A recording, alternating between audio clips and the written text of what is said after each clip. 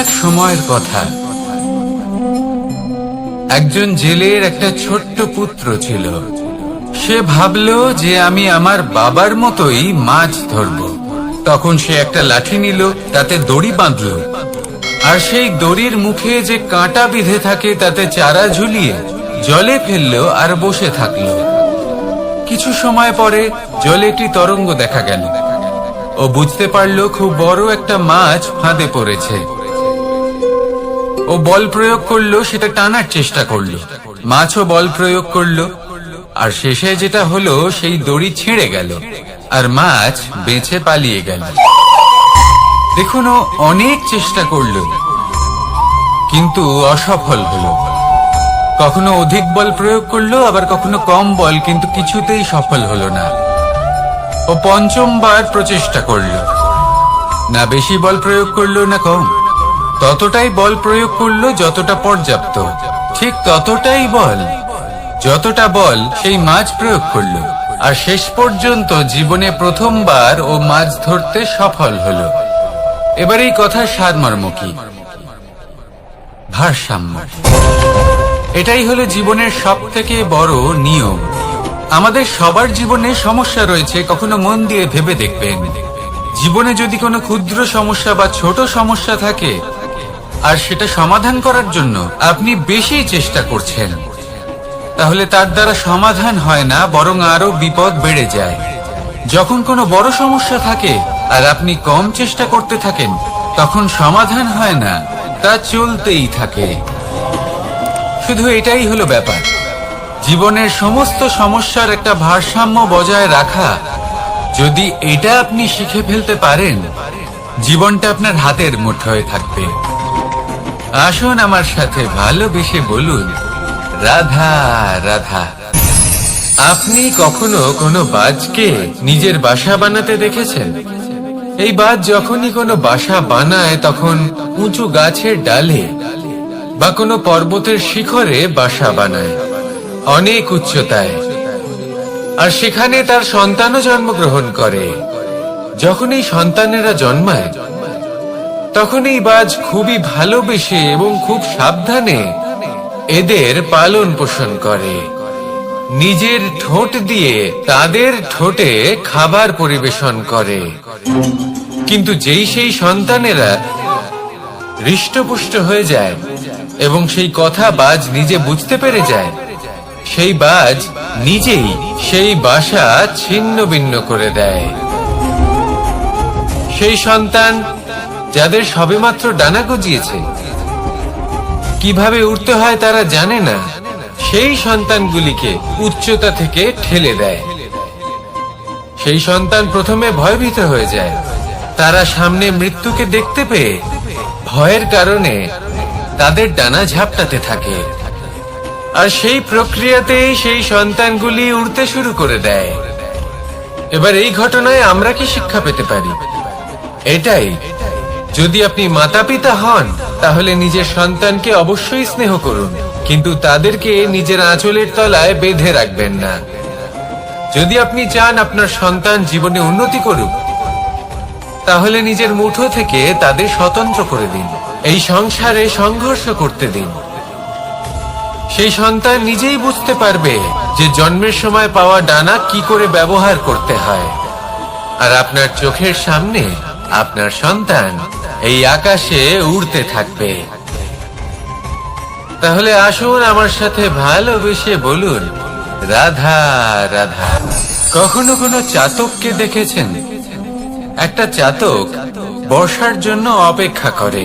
সেই বর্ষার জলে নিজের তৃষ্ণা নিবারণ করে, নয়তো সারা বছর তৃষ্ণার্ত থেকে যায়। ও আকাশের দিকে তাকিয়ে থাকে আর অপেক্ষা করে যে কবে বর্ষা হবে আর কবে আমি আমার তৃষ্ণা নিবারণ করব।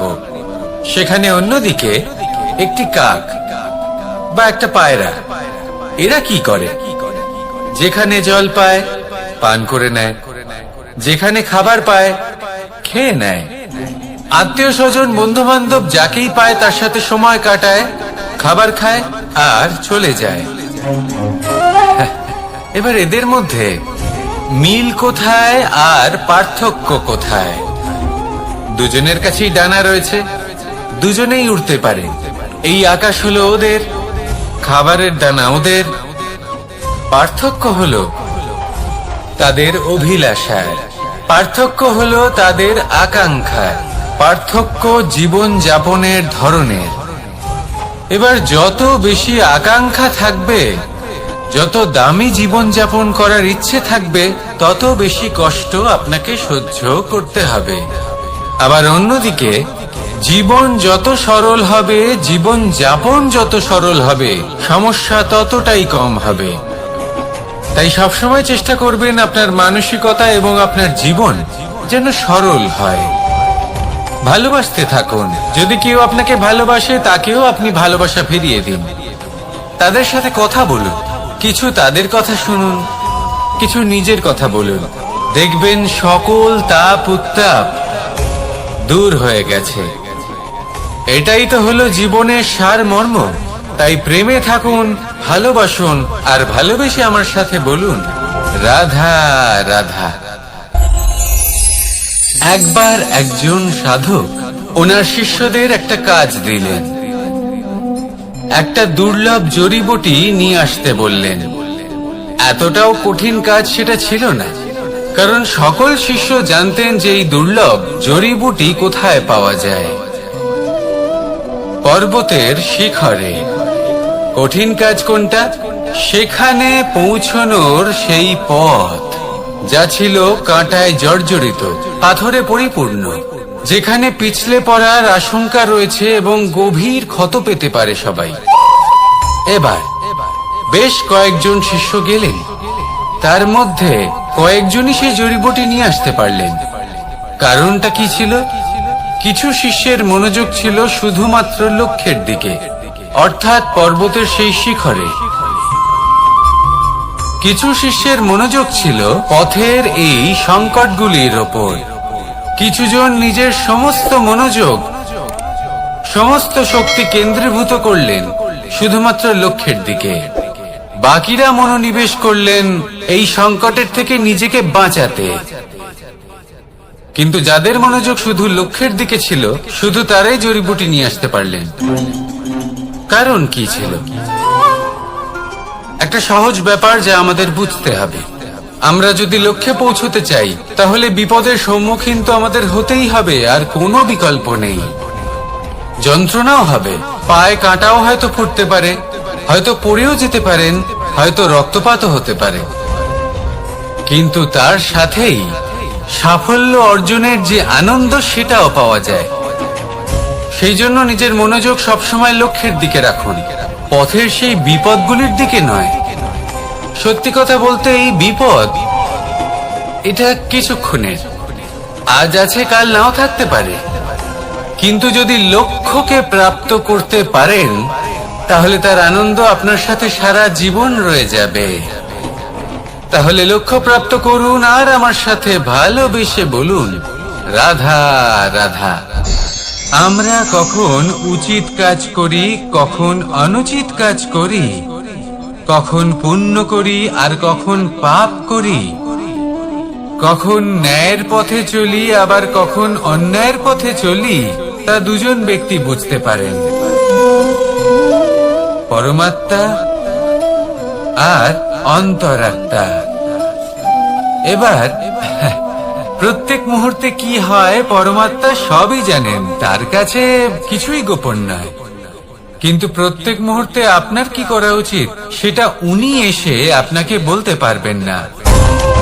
সেই জন্য আমাদের ভেতরে অন্তরাত্মা আছে, আমাদেরই চেতনার একটি অংশ। একবার চোখ বুঝে দেখুন, অন্তরাত্মার মধ্যে নিমজ্জিত হয়ে ভাবুন আর বোঝার চেষ্টা করুন। এই অন্তরাত্মা সবসময় আপনাকে শুভ কাজ করার জন্য প্রেরিত করেন আর অশুভ কাজ করা থেকে বিরত করেন। এই অন্তরাত্মার কথা মানতে থাকুন। পরমাত্মা সবসময় আপনার কাছেই পাবেন। আসুন আর আমার সাথে ভালোবেসে বলুন, রাধা রাধা। মানুষের জীবনে দুই ধরনের আবেগ থাকে যা চিরকাল তার সাথে বসবাস করে। প্রথম, স্বপ্ন।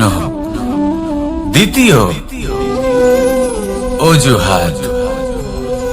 মানুষ হাজার হাজার স্বপ্ন দেখতে পারে। আমাকে এই কাজ করতে হবে, আমাকে ওখানে ঘুরতে যেতে হবে, আমার জীবনে এই অসম্ভব কাজ বাস্তবায়িত করে দেখাতে হবে, আদি ইত্যাদি। এবার ঠিক যেমন স্বপ্ন দেখেন সেইভাবে অজুহাতও খুঁজে নিয়ে আসেন। আমি এই স্বপ্ন পূরণ করতে পারলাম না, কারণ আমাকে কেউ সাহায্যই করলো না, কারণ আমি দুর্বল হয়ে পড়েছিলাম, কারণ আমার কাছে সময়ই ছিল না, আদি ইত্যাদি। এবার সাফল্য এবং অসফলতার মাঝখানে এই ধরনের সংঘর্ষ হতে থাকে। সাফল্য তখন লাভ করা সম্ভব যখন আপনার স্বপ্ন আপনার অজুহাতের থেকে অনেক বড় হয়, আর অসফলতা তখন পাবেন যখন আপনার অজুহাত আপনার স্বপ্নের থেকে অনেক বড় হয়। আপনি যদি সাফল্য লাভ করতে চান তাহলে চেষ্টা করতে থাকুন, পরিশ্রম করুন। যদি অসফল হন তাহলে ভয়ভীত হওয়ার কোনো প্রয়োজন নেই। নিজের ভুল বুঝুন, তাকে শুধরে নিন, আবার চেষ্টা করুন। কিন্তু যদি নিজের জীবনে অজুহাত নিয়ে আসেন তখন স্বপ্ন কখনো পূরণ হবে না। আসুন আমার সাথে ভালোবেসে বলুন, রাধা রাধা। এমন কিছু রয়েছে মানুষের মনে, তাদের জীবনে এমন এক আবেগ যা সর্বজন বিদিত, যা সবাই জানেন যে উপস্থিত আছে। সেটাকে আমরা সমস্যা বলে থাকি।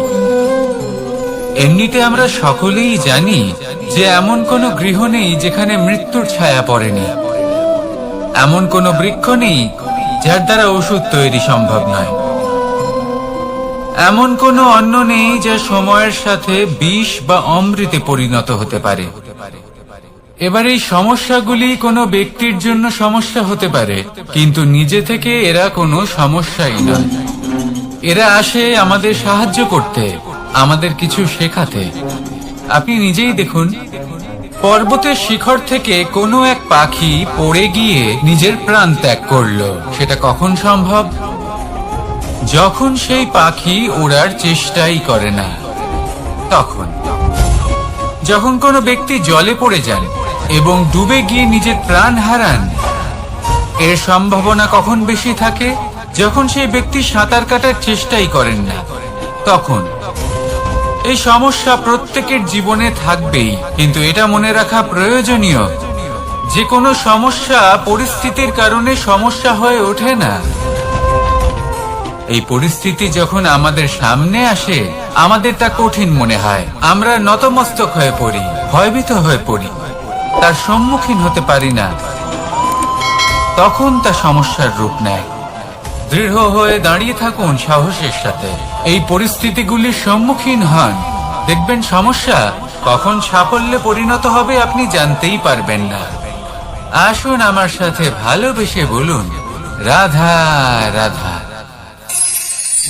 সময় যা সবকিছুকে সমান করে দিতে পারে, যা সব থেকে বেশি শক্তিশালী, সব থেকে বড় সম্পত্তি, সব থেকে বড় শিক্ষক এবং সব থেকে বড় সুযোগ। এই সময় যখন ভালো যায় তখন তা আপনাকে আমিত্বে মত্ত করে তোলে, অহংকারে নিমজ্জিত করে দেয়। আর যখন খারাপ হয় তখন দুঃখের সাগরে নিজের প্রতি ঘৃণাবোধে নিমজ্জিত করে। তাই এই সময় যা এত শক্তিশালী এক সম্পত্তি, এত মহান একটি ধন, তাকে এমনি এমনি নষ্ট হতে দেবেন না। এই সময়ের সাথে কি করবেন, কিভাবে করবেন তা ভাবতে গিয়ে এবং করতে গিয়ে সময় নষ্ট করবেন না। যদি আপনি এই সময় নষ্ট করেন তাহলে সময়ও নিশ্চিত করবে যে আপনার সাথে কি করা উচিত। তাই সময়ের সদ্ব্যবহার করুন আর আমার সাথে ভালোবেসে বলুন, রাধা রাধা। আমরা সকলে শক্তি অনুভব করতে চাই। এবার যদি আপনাকে জিজ্ঞেস করা হয় যে সবথেকে বেশি শক্তির অনুভব কোথা থেকে করা সম্ভব, তখন কেউ কেউ বলবেন পুষ্টিকর আহার গ্রহণ করলে, ব্যায়াম করলে, কেউ বলবেন ধন লাভ করলে, বন্ধুদের থেকে, পরিবারের থেকে, আদি ইত্যাদি। এইভাবে আপনি শক্তির অনুভব অবশ্যই করতে পারেন, কিন্তু সবথেকে বেশি শক্তির অনুভব যদি আপনি করতে চান তাহলে তা পাবেন শুধু একতার দ্বারা, সংগঠনের দ্বারা। যদি আপনাকে উদাহরণ দিই, নিজের এই হাতটাকে দেখুন, 5টা আঙুল রয়েছে। কোনো একটা বস্তুকে নিজের একটা আঙুল দ্বারা তুলে ধরার চেষ্টা করে দেখুন, বড়ই কষ্ট হবে। তখন আপনি বুঝতে পারবেন যখন এই 5টি আঙুল একত্রিত হয় তখন কোনো কাজ কতটা সহজ হতে পারে। এটাই হলো শক্তি, একতার। সব থেকে ভালো উদাহরণ যদি আপনাকে দিই তাহলে বাঁশি। এই বাঁশি থেকে অত্যন্ত মধুর সুর নির্গত হয় যা সবার মন প্রসন্ন করে দেয়। এই কথা সত্যি, কিন্তু এই বাঁশি আমি একটা বা দুটো আঙুল দিয়ে বাজাতে পারবো না। আমাকে প্রত্যেকটা আঙুল ব্যবহার করতেই হবে, তবেই এর থেকে মধুর সুর নির্গত হবে যা সকলকে প্রসন্ন করবে, ঠিক কিনা? ঠিক এইভাবেই যদি আপনি চান যে আপনার জীবনরূপী বাঁশি থেকেও মধুর সুর নির্গত হোক বা সবার মনকে প্রসন্ন করে তুলুক, তাহলে আপনাকেও জীবনে একতা নিয়ে আসতেই হবে। আপনি একাও কর্ম করতে পারেন, পথ চলতেও পারেন, সামনেও এগোতে পারেন, সাফল্যও লাভ করতে পারেন। কিন্তু যখন সকলে একসাথে এগোবেন, সেই পথে চলবেন, সেই কর্মই করবেন, তখন লক্ষ্যে অবশ্যই পৌঁছবেন, সাফল্য অবশ্যই লাভ করবেন। কিন্তু সেই সাফল্য এবং তার আনন্দ সংমিশ্রণটাই একটু অন্যরকম হবে। তাই জীবনে ঐক্যবদ্ধ হন, একসাথে মিলে এগোতে থাকুন, আর আমার সাথে ভালোবেসে বলুন রাধা রাধা। জীবনে 2 ধরনের আবেগ রয়েছে যার কোনো মূল্য নেই। আমার কথার অর্থ এটা নয় যে এদের কোনো গুরুত্ব নেই, গুরুত্ব যথেষ্টই রয়েছে, শুধু এদের জন্য আপনাকে কোনো মূল্য দিতে হয় না।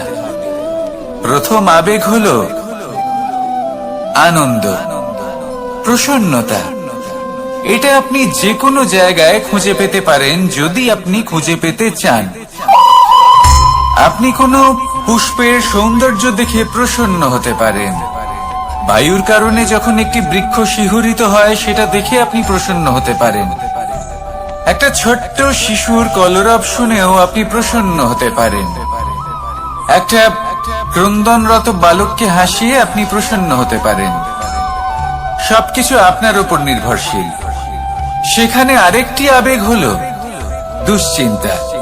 মানুষ বড়ই দুশ্চিন্তা করতে থাকে। আজ আমি এই কাজ করেছি, সেই বিষয়ে চিন্তা। আজ আমি এই কাজ করতে পারিনি, সেই বিষয়ে চিন্তা। কাল আমাকে এই কাজ করতে হবে, সেই নিয়ে চিন্তা। আমি কি সেই কাজটা করতে পারবো, সেই বিষয়ে দুশ্চিন্তা। চিন্তা সর্বত্র রয়েছে, যার জন্য মূল্য দিতে হয় না। যত চান আপনি একত্রিত করতে পারেন।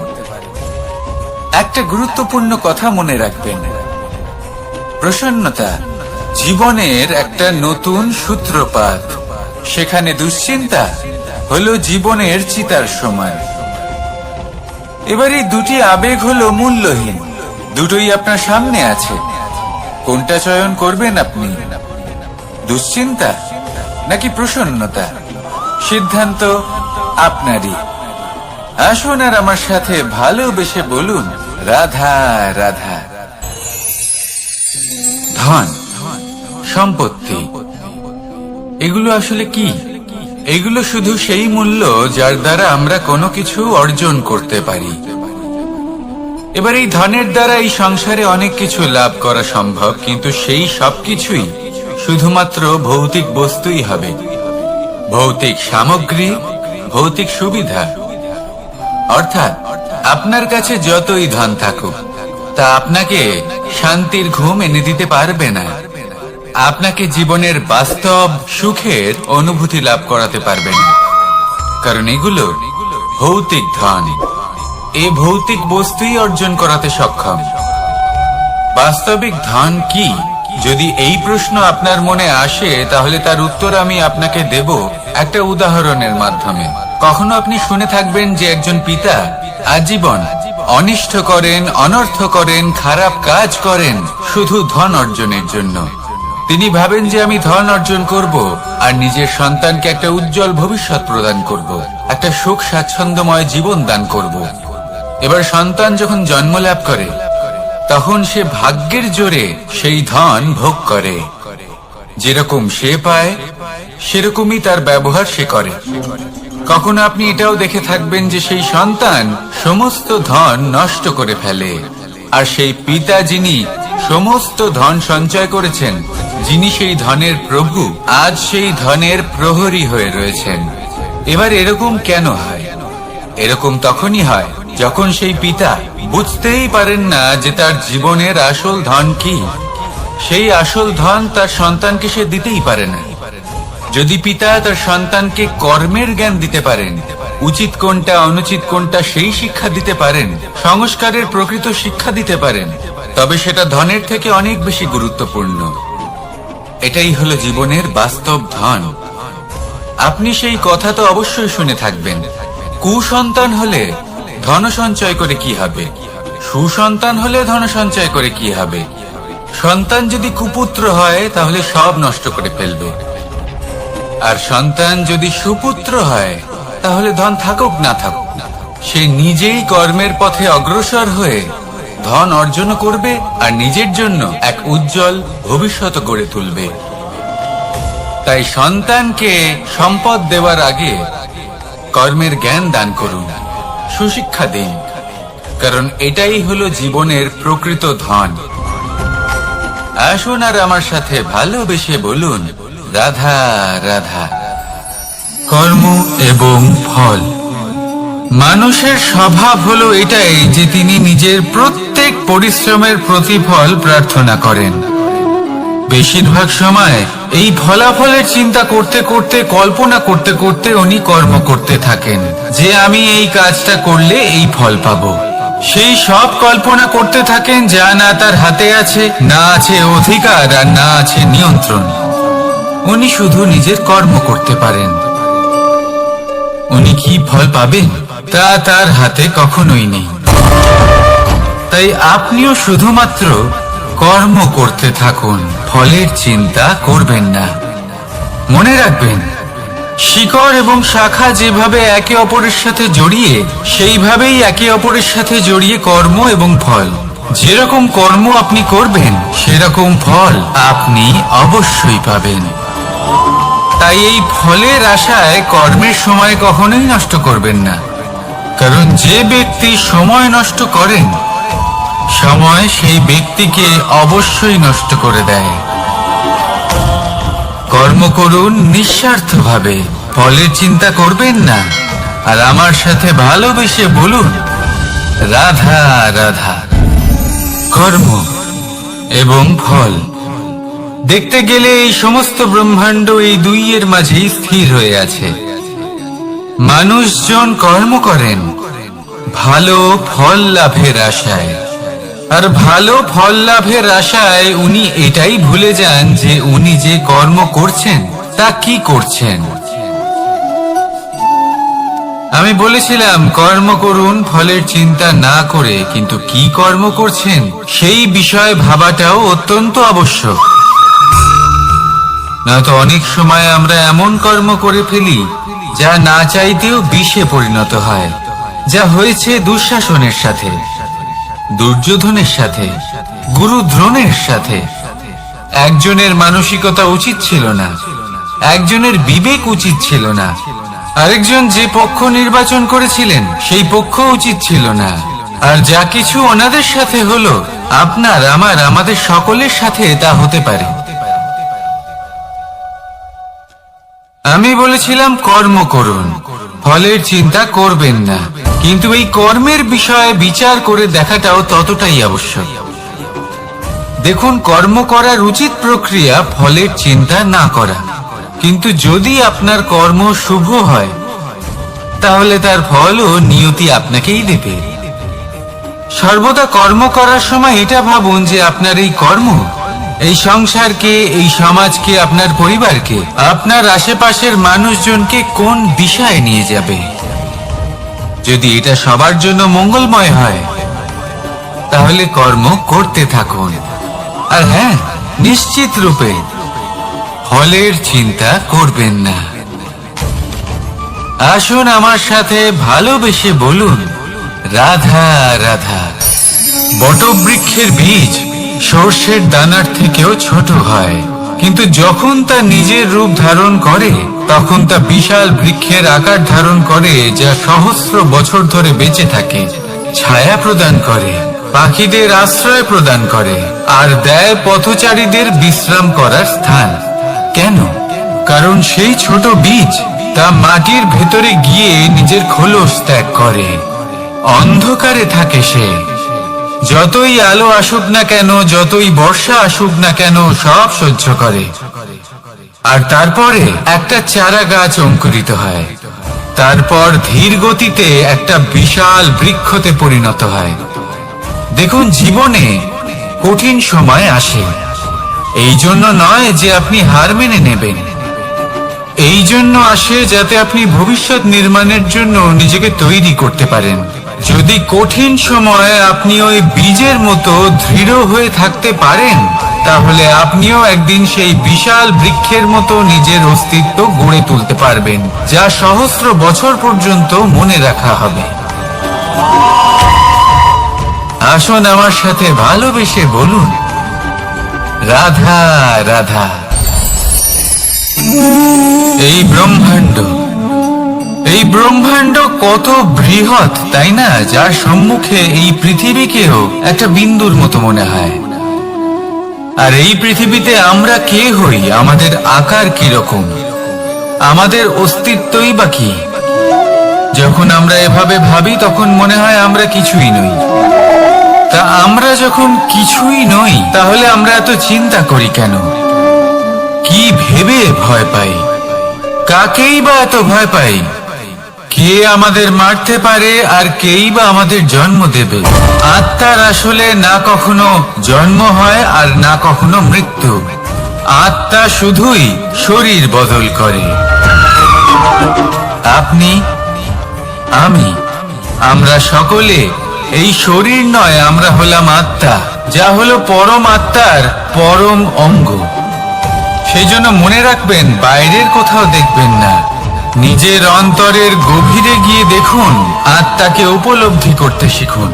ক্লেশ, ভয়, চিন্তা, এই সব কিছুর থেকে নিজেকে দূরে রাখুন, তাহলেই উপলব্ধি করতে পারবেন পরমাত্মা কে। তাহলে আসুন আমার সাথে ভালোবেসে বলুন, রাধা রাধা। পরিবর্তন এই সংসারের শাশ্বত নিয়ম। কোন রাজা নেই যিনি চিরকাল রাজা থাকেন, কোন ধনী ব্যক্তি নেই যিনি চিরকাল ধনী থাকবেন। এই সংসারে সূর্যের স্থান নেওয়ার জন্য চন্দ্রিমার আগমন ঘটে। কোন স্থান যাকে পতিত বলা হয়েছিল, সেখানে মহল তৈরি হয়েছে। কোন স্থান যাকে আজ মলিন বলা হয়েছে, কাল সেখানে মন্দির স্থাপন হতে পারে।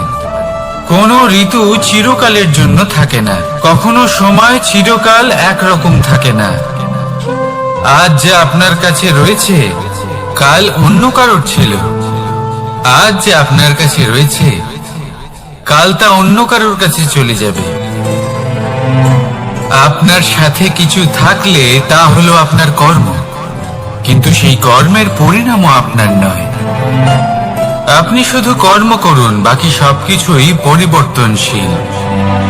কিন্তু সেই পরিবর্তনকে দেখে ভয় পাওয়ার প্রয়োজন নেই, তাকে স্বাগত জানান। যদি আপনি হাসি মুখে সেই পরিবর্তনকে স্বাগত জানান, তাহলে এই পরিবর্তনও হাসি মুখে আপনার সাথে থাকবে। আসুন আমার সাথে ভালোবেসে বলুন, রাধা রাধা। সঞ্চয় মানুষের যখন থেকে বোধ বুদ্ধি হয়, সঞ্চয় করতে আরম্ভ করে দেন। সঞ্চয় করতে থাকেন ভোজনের, সঞ্চয় অর্থে, সঞ্চয় শক্তির। নিজের জন্য করেন, নিজের পরিবারের জন্য করেন, নিজের স্ত্রীর জন্য করেন, সন্তানের জন্য করেন, সন্তানের সন্তানের জন্য সঞ্চয় করেন। সঞ্চয় করার জন্য ওনার কাছে অনেক কারণ রয়েছে, কারণ উনি এটা ভাবেন যে এই সঞ্চিত শক্তির জন্য কেউ ওনার কোনো ক্ষতি করতে পারবে না। মানুষ ভুলে যান একটা গুরুত্বপূর্ণ কথা, এই সত্য, উনি এই সংসারে খালি হাতেই এসেছিলেন, আর এখান থেকে ওনাকে খালি হাতেই যেতে হবে। যা এখানকার তা এখানেই থেকে যাবে। আর যদি কিছু ওনার সাথে যায় তা হলো ওনার কর্ম, আর কিচ্ছু নয়। তাই যদি কিছু অর্জন করতে চান তাহলে শুভ কর্ম অর্জন করুন, আত্মশক্তি অর্জন করুন, কারণ পরলোকে এটাই হবে আপনার সম্পত্তি। তাহলে কি এটা আপনি অর্জন করতে চান না? আসুন আর আমার সাথে ভালোবেসে বলুন, রাধা রাধা। সদিচ্ছা। দেখতে গেলে 3 অক্ষরে তৈরি এই শব্দ, কিন্তু সমস্ত ত্রিলোক তার উপরেই আধারিত। আপনি এই সংসারে এসেছেন, তখন অবশ্যই শ্বাস নেবেন, কিন্তু তার বদলে আপনাকে কিছু তো দিতেই হবে। আপনার উপর নির্ভর করছে আপনি কি দেবেন। কি দেবেন এই সংসারকে, এই সমাজকে, নিজের পরিবারকে, আর তার বদলে কি নেবেন? যশ নাকি অপযশ? দেখুন, এক ছিল রাবণ, যে কিনা সমুদ্র পার করলো সীতাকে অপহরণ করার জন্য, আর এক ছিলেন রামচন্দ্র, যিনি সমুদ্র পার করেছিলেন, সেতু বানিয়ে গিয়েছিলেন সীতাকে ফিরিয়ে নিয়ে আসার জন্য। দুজনেই সমুদ্র পার করেছিলেন, শুধু পার্থক্য ছিল সদিচ্ছাকে বোঝার, লক্ষ্যের। অনেক মানুষের যাত্রা একরকম হতেই পারে, কিন্তু আনন্দ তখনই লাভ করবেন যখন লক্ষ্য শুভ হবে, মহান হবে।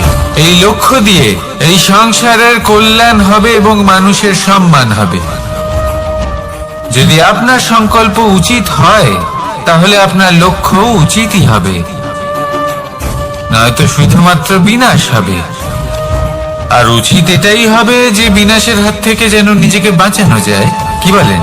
তাই জীবনে যে লক্ষ্য স্থির করছেন, মনে রাখবেন তা যেন শুভ লক্ষ্য হয়। যদি এরকম হয় তাহলে আপনার যাত্রা, আপনার জীবন দুটোই শুভময় হবে।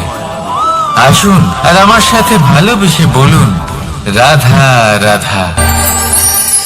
সুরক্ষা। এই সুরক্ষা আসলে কি? এটা কি কোনো কবচ নাকি কোনো সীমা? এই সুরক্ষা আসলে অন্য কিছু। আমাদের মাতা পিতা, আমাদের প্রিয়জন, আমাদের বন্ধু, এই সমাজ, আমাদের শুভাকাঙ্ক্ষী, আমাদের আত্মীয়, এনারা সবাই আমাদের জীবনে কোনো না কোনো ভাবে সুরক্ষা দিয়ে থাকেন, একটা কবচ দিয়ে থাকেন কোনো না কোনো রূপে। কিন্তু দেখতে গেলে আমাদের পরাক্রমের পথে, আমাদের বীরত্বের পথে, আমাদের সাহসের পথে এই সুরক্ষাই সব থেকে বড় বাধা হয়ে দাঁড়ায়। একবার ভেবে দেখুন, যদি আপনি কোনো সুরক্ষাই না পান, বা যদি আপনি এই সুরক্ষা ভেঙে বাইরে আসতে পারেন, তাহলে আপনার বীরত্ব চরম সীমায় পৌঁছে যায়। কেন? কারণ তখন আপনি জানেন যে এই সংসারের সম্মুখীন আমাদের নিজেদেরই হতে হবে।